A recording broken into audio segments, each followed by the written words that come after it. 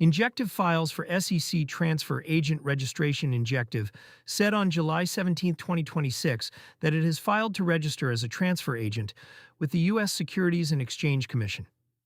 The announcement, posted through CoinMarketCap's news account, frames the move as a step toward keeping ownership records for tokenized securities and real-world assets directly on its blockchain, rather than in a separate off-chain database.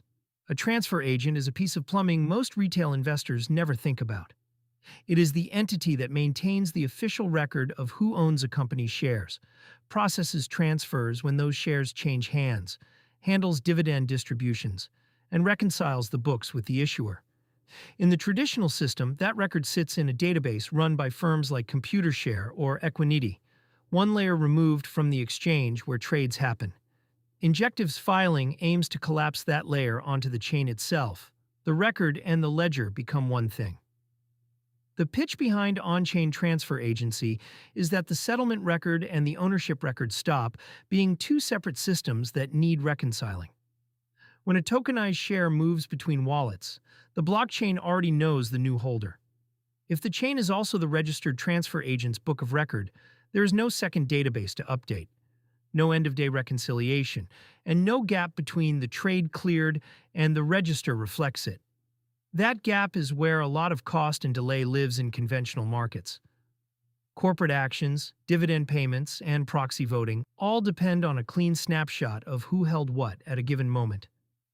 Doing that on a public ledger, in theory, makes the snapshot continuous and auditable rather than a batch job.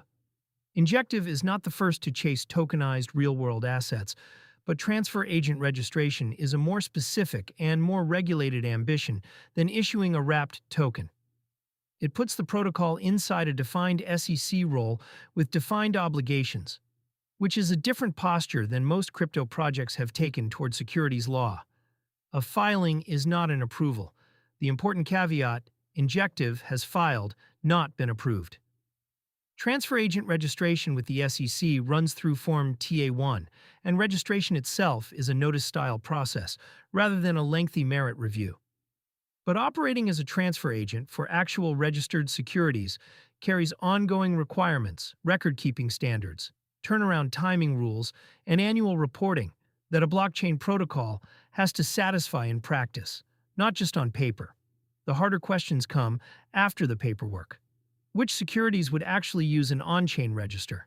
How custody and investor identity get handled when a transfer agent is legally required to know who holds the security, while public blockchains default to pseudonymous wallets? Injective's announcement did not resolve those details, and until a real issuer runs real shares through the system, the filing is a statement of intent backed by a regulatory form.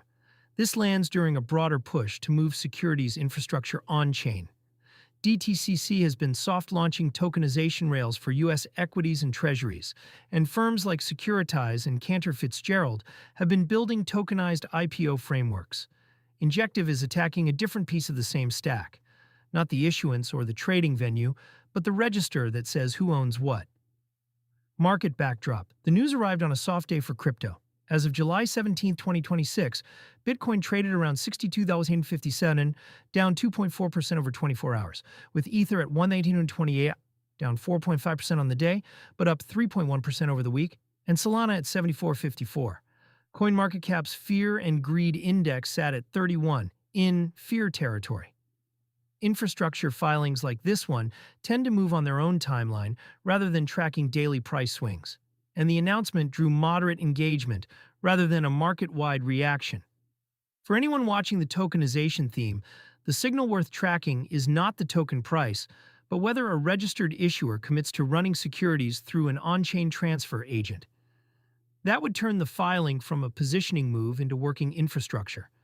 Practical read tokenized securities that settle on a public chain still convert to fiat somewhere, and the cost of that conversion, plus custody and identity handling, is where the real economics sit, much like the hidden spread layers that sit underneath a headline card fee. An on-chain register does not change what an asset is worth. It changes how cleanly the system tracks who owns it. That is a plumbing upgrade, and plumbing upgrades matter, but they show up in reconciliation costs and settlement times, not in a price chart.